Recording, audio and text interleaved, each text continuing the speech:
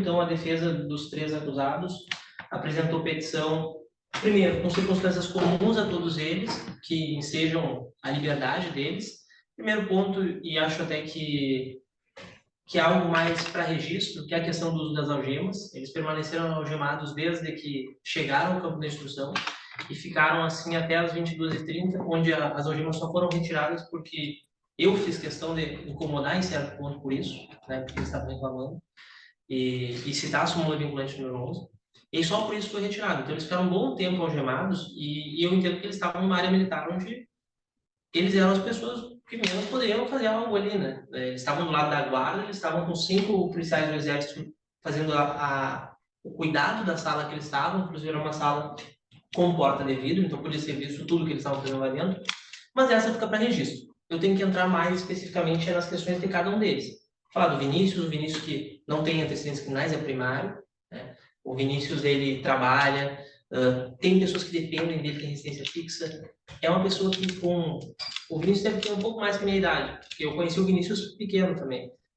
O Vinícius trabalha desde 2021 com carteira assinada, e alguém dado a criminalidade não tem carteira assinada por tanto tempo, né? E até eu vou falar isso sobre outros. E o Vinícius, ele é muito importante para os cuidados do pai dele. O pai dele é muito, assim, tem a cegueira em um nível muito avançado.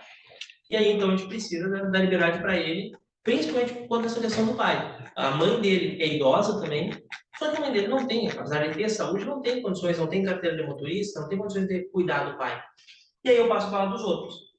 Eu preciso falar do Clayton, que tem o MEI, que é cerqueiro, enfim, que trabalha com isso. E o Clayton, deixa eu ver, eu tenho aqui algumas questões sobre o Clayton, que agora a memória me falha. O Clayton tem 32 anos, se não me engano.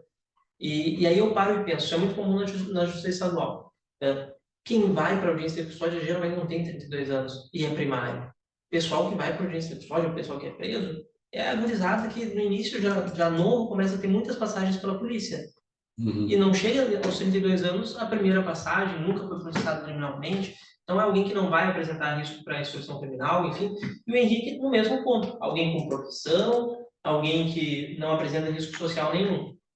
O Henrique, em certo ponto, a gente falha porque a gente não conseguiu contato com a família dele, mas, da mesma forma, é alguém primário, alguém que tem um ofício lícito. E aí eu preciso falar, e não está na petição, que eles não apresentam risco com a instrução criminal. Porque se a gente pegar, a gente tem os policiais do Exército, que já foram ouvidos, serão ouvidos novamente, mas não há uma possibilidade de influência deles. Temos o animal morto, que é a prova, não tem mais o que estudar sobre isso, talvez uma perícia, porque a gente mostra ali que não teve perfuração de tiro no animal, né, foi morto pelos cachorros.